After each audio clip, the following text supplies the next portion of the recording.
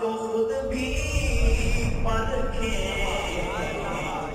नहमदुहु व नुसल्ली अला रसूलिहिल करीम। अम्मा बअदु फ़अऊज़ु बिल्लाहि मिनश शैतानिर रजीम। बिस्मिल्लाहिर रहमानिर रहीम।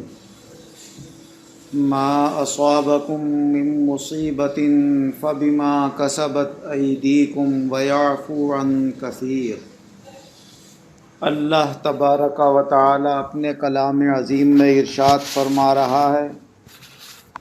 कि तुम्हारे ऊपर जो भी कोई मुसीबत आती है वो तुम्हारे अपने किए हुए और अपने हाथों के अमाल का ही नतीजा होती है, और बहुत सी तुम्हारी ख़ताएँ तो अल्लाह ताला मुआफ़ फरमाता रहता है। हज़रत काब बिन मालिक रदी अल्लाह अन्हु से रिवायत है, वो कहते हैं कि रसूलुल्लाह सल्लल्लाहु अलैहि वसल्लम ने फ़रमाया, मोमिन की मिसाल कच्ची खेती की तरह है कि जिसको हवाएं कभी गिराती हैं कभी उठाती हैं, यहाँ तक कि उसकी मुद्दत पूरी हो जाती है। और मुनाफिक की मिसाल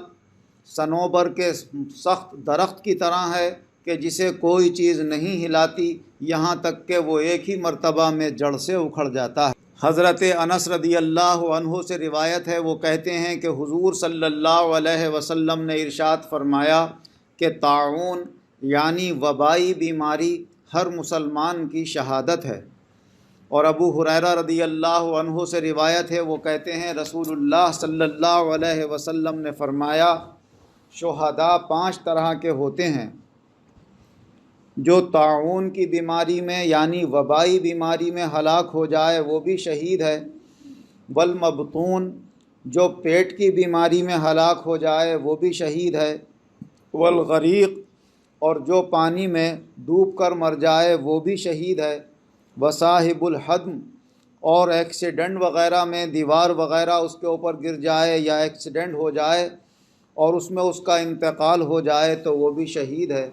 और एक शहीद वो है जो अल्लाह की राह में अपनी जान देता है। इसका मतलब ये है मबतून के पेट चलने की बीमारी में अगर इंतकाल हो जाए, जैसे हैज़े वग़ैरह की बीमारी में होता है। और गरीक वो नहीं कि जो जानबूझकर गहरे पानी में कूद जाए और अपनी जान को हलाक कर दे, बल्कि अचानक किसी वजह से बिला इरादा गहरे पानी में वो गर्क हो गया और डूब गया, तो उस वक्त उसके लिए शहादत का मर्तबा है। ऐसे ही ताऊन की बीमारी में अगर अचानक उसके ऊपर ये मर्ज़ लाहिक हो गया और वबा जो फैली हुई हो दुनिया के अंदर, उस वबाई मर्ज़ में उसका इंतकाल हो गया तो वो शहीद है। ये नहीं कि जहाँ पर वबाई अमराज फैले हुए हों सीना तान कर वहाँ पर चला जाए और ये इरादा करके जाए कि लाओ ये बीमारी अपने आप को लगाकर दुनिया से चला जाऊं, मुझे शहादत का मर्तबा मिल जाए। ऐसी सूरत में अगर इस इरादे से आदमी कोई अमल करेगा तो वो शहादत नहीं बल्कि ख़ुदकुशी के मुतरादिफ होगी। जानबूझकर अपने ऊपर कोई मुसीबत मोल लेना ये ख़ुदकुशी होती है, ये कोई बहादुरी का काम नहीं होता। हज़रत आयशा सिद्दीक़ा रदी अल्लाह अन्हा से रिवायत है, वो कहती हैं रसूलुल्लाह सल्लल्लाहु अलैहि वसल्लम से मैंने ताऊन यानी वबाई बीमारी के बारे में मालूम किया तो आपने मुझे ख़बर दी कि ये एक अज़ाब होता है जिसे अल्लाह ताला उन लोगों पर भेजता है जिन पर वो चाहता है, और बेशक अल्लाह ताला उसे ईमान वालों के लिए रहमत बना देता है। कोई शख्स ऐसा नहीं है कि जहाँ ताऊन वाक़ हो तो वो उसी शहर में सब्र के साथ ठहरा रहे, सवाब की उम्मीद से ठहरा रहे और ये जानता रहे कि उसे कोई मुसीबत नहीं पहुँचेगी मगर उतनी ही जितनी अल्लाह ने उसके लिए मुकर्रर कर दी है। तो ऐसा शख्स कि जहाँ पर वबाई अमराज फैले हुए थे वहाँ वो कायम रहा और वहाँ से निकल कर नहीं गया, और अगर उसकी मौत अल्लाह के यहाँ लिखी हुई है और वहीं उसका इंतकाल हो गया तो उसे शहादत का मर्तबा मिलेगा। इस हदीस पाक से ये भी इशारा मिलता है कि अगर कहीं पर वबाई अमराज फैले हुए हों, जैसे इस ज़माने में कोरोना का ये जरासीम फैले हुए हैं,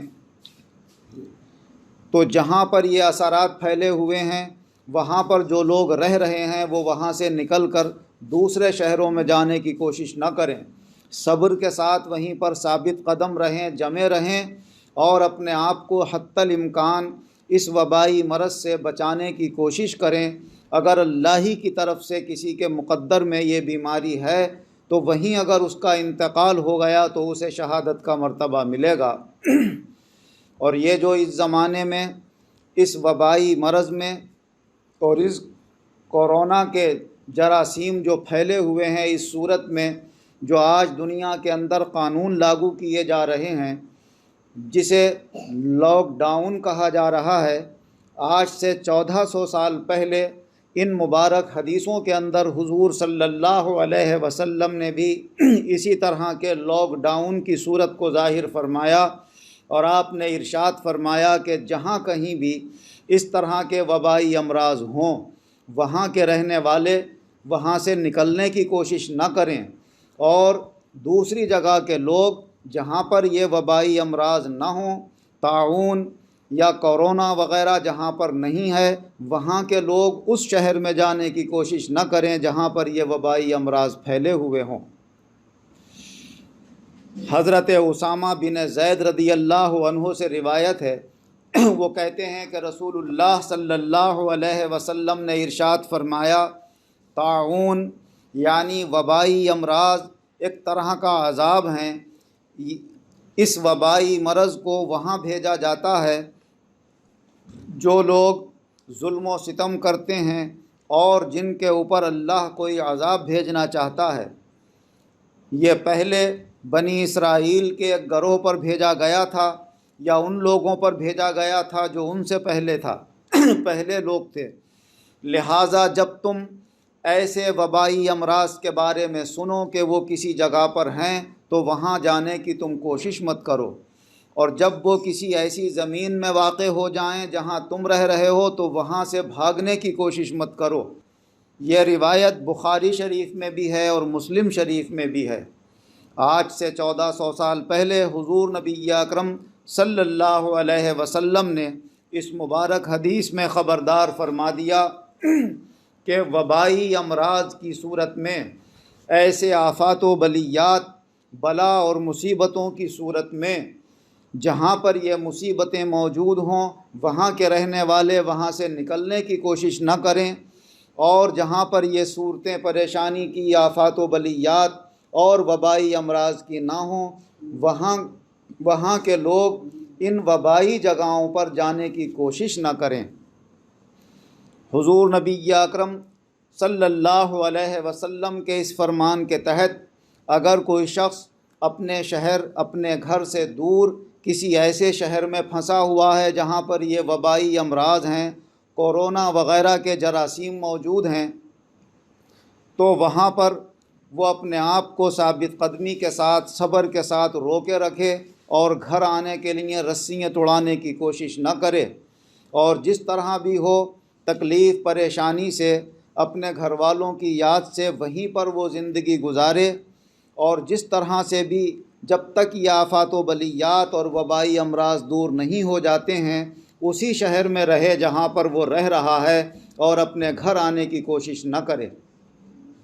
جس طرح سے اس زمانے میں ڈاکٹر لوگ یہ بتا رہے ہیں کہ یہ ایسا مرض ہے کہ اس کے جراثیم اور اس کے وائرس ہاتھوں کے ذریعے، جسم کے ذریعے سے جانے والے کے ساتھ جاتے ہیں، اور جہاں وہ پہنچتا ہے وہاں کے لوگ بھی اس سے متاثر ہو کر بڑے نقصان کا بھگتان کر سکتے ہیں، لہٰذا بڑا نقصان پہنچانا اپنے رشتہ داروں کو، اپنے گھر والوں کو، اور یہ وبائی امراض کے جراثیم اور اس کے وائرس اپنے ساتھ لا کر بہت بڑی مصیبت کا کوئی سامان بن جانا، اس سے بہتر ہے کہ آدمی وہیں پر رکا رہے جہاں وہ رہ رہا ہے، چاہے کرائے کا گھر ہو، چاہے لوگ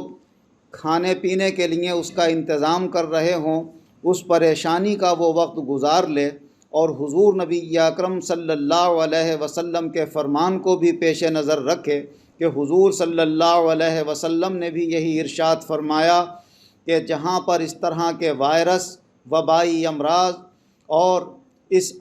آسمانی آفت کے جراثیم اور وائرس موجود ہوں، وہیں پر وہ لوگ رہیں جو جہاں رہ رہے ہیں۔ کہیں کوئی ایک دوسرے کے ساتھ، ایک دوسرے کے یہاں، ایک دوسرے کے شہر میں پہنچنے کی کوشش نہ کریں۔ یہ بھی اس زمانے میں ایک طرح کا لاک ڈاؤن ہوا کرتا تھا۔ الفاظ چاہیں بدل جائیں، آج اسے لاک ڈاؤن کہا جا رہا ہے، اور حضور صلی اللہ علیہ وسلم نے اپنے زمانے میں اس کو اس نام کے ساتھ پیش کیا کہ یہ طاعون اللہ کی طرف سے عذاب اور وبائی مرض ہے۔ جہاں پر ہو وہاں کے رہنے والے وہاں سے نکلنے کی کوشش نہ کریں،